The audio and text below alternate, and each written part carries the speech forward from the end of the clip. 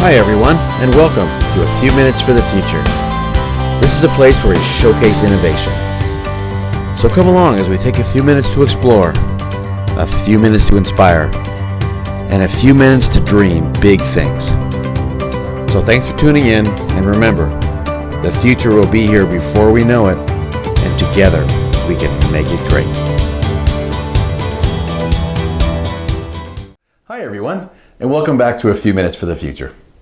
My name is Craig Miller, and today I want to explore the amazing advances in computer technology that will someday lead to truly useful artificial intelligence, or AI, in computers.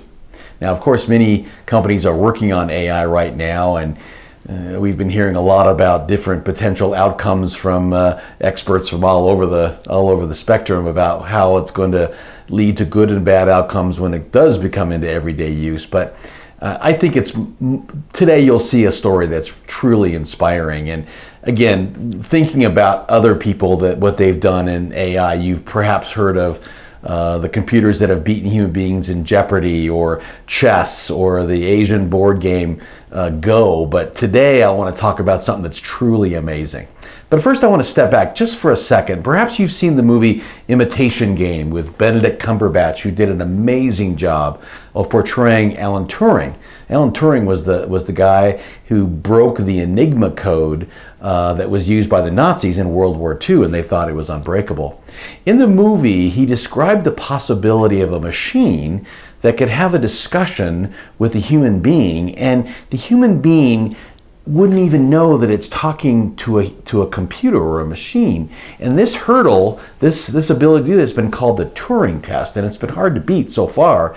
But I recently read a great article about a computer called Project Debater that has come really close to passing that test, because it's made huge strides in computer software and analytics, and it's just been an amazing process. In fact, it beat a champion debater named Noah Ovadia in a publicized debate in San Francisco.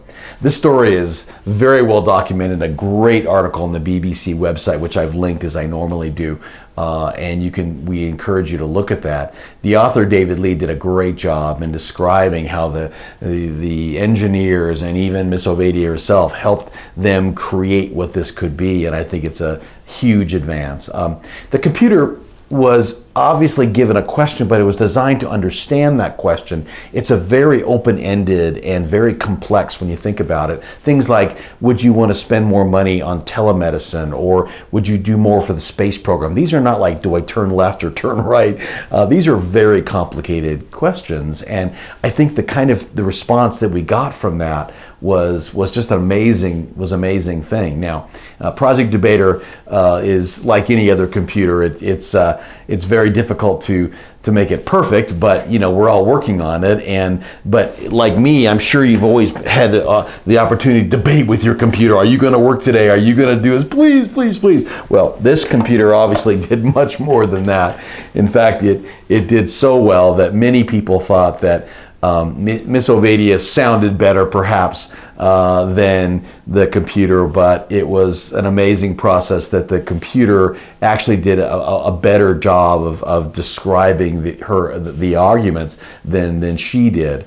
And so it was when you think about what they had to go through to do this, it was incredible. In fact, in any debate, that Miss Ovadia, whoever, can't look at notes or can't look at the internet. Well, that was the same thing for Project Debater. It wasn't able to rely on the internet or whatever. It had all the things within its system, and that's what makes it so incredible, because in a very fast time, it was able to put together a very reasoned argument that did its own. In fact, not even did its own. It basically beat her in terms of its logic, in terms of the whether it's a pro or con to these different ideas. And we're getting to the point now where it's almost like a Mr. Spock on Star Trek, or Commander Data on Star Trek, where you have these incredible assets that can be used in our thought process, which is what computers are really always supposed to be.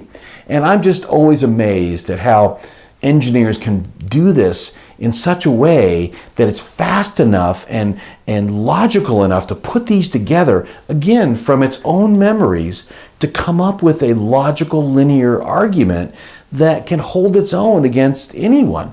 And unlike the movie Terminator, where you get AI that snaps into life and all of a sudden destroys the planet, this is different. This is the ability for it to reason and the ability for it to put things together that could be so valuable for us in our decision-making process. And this is what has always intrigued me about the future and why I'm doing this a few minutes for the future channel, because these things are coming. These technologies are getting better and better, and I know that you and I will be the beneficiary of that. But I want to bring them to you now as I hear about this, because it's something that we can all kind of keep our mind on and be confident that we really are making great strides in artificial intelligence that will be beneficial and not designed to beat the whole world up. So anyway, as usual, I'm thrilled to bring these videos to you. I truly hope that you will take a moment to subscribe to the channel.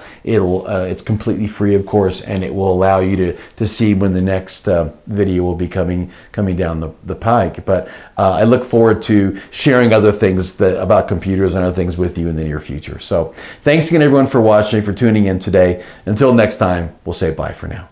Take care.